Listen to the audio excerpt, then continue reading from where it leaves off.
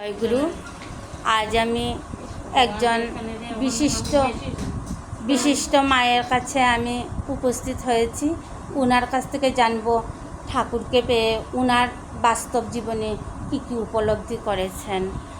ধন্যবাদ মা, আপনার মুখ থেকে একটু শুনতে চাই আমরা। আর ঠাকুরের আমার দীক্ষা নেওয়ার প্রায় 30 বছর হয়ে গেছে। আমি আমার বিবাহী জীবনের আগে থেকেও আমি ঠাকুরকে খুব ভালোবাসতাম। এই ঠাকুরকে ভালোবাসার জন্য আমি ঠাকুর যে আমার পরিবারে বিয়ে হয়েছে তারা সবাই ঠাকুরের দীক্ষিত, খালি আমার শাশুড়ি না। কিন্তু ঠাকুরকে এত ভালোভাবে চিনতাম না, ঠিকই ইষ্টভীতি করতাম কিন্তু ঠিক মতো করতাম না, সময়েও করতাম না। কিন্তু আজ আমরা সবাই এখানে গুরু ভাই বোন সব একত্রিত হয়ে আমরা যা দেখেছি সবাই মিলে একভাবেই শিখেছি সব কিছু। ঠাকুরকে কীভাবে রাখতে হয়, ঠাকুরকে সুন্দর রাখলে কী হয়, ইষ্টভীতি করলে কী হয় না হয়, আমরা ঠাকুরকে যে সুন্দর রেখেছি একজন মায়ের কাছ থেকে আরেকজন মায়ের কাছে আমরা সবাই দেখেছি। আমরা অধিবেশনে সৎসঙ্গতে গিয়েছি, গিয়ে দেখলাম ও মা খুব সুন্দর করে ঠাকুরকে রেখেছে এভাবে ওভাবে। তা আমরাও সেইভাবে এসে আবার ঠাকুরকে ও মা যেভাবে রেখেছে ওইভাবেই আমরা সবাই শিখেছি। ঠাকুরকে ধরে কী বলবো, আমার ঠাকুর ছাড়া জীবনে কেউ নেই। আর জীবনে মা বাবা ছিল, মা বাবাও নেই, স্বামী ছিল, স্বামীও নেই।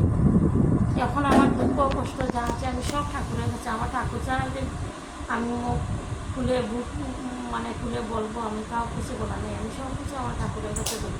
আমি ঠাকুরের কাছে বলে এত শান্তি পাই, আমি এত উত্তর পাই ঠাকুরের কাছে, আর বলার মতো কিছু নাই। আমার শুধু ঠাকুর। এইটাই আমার পরিবারের সবাই চাই যাতে সবাই ঠাকুরময় হয়, ইষ্টমুখী হয়, ঠাকুরকে ভালোবাসে। আমার ছেলে একবার করোনা হয়েছে, তো আমার ছেলে আমাকে বললো, মা তোমার ঠাকুর তো আমাকে করোনা দিয়ে দিয়েছে।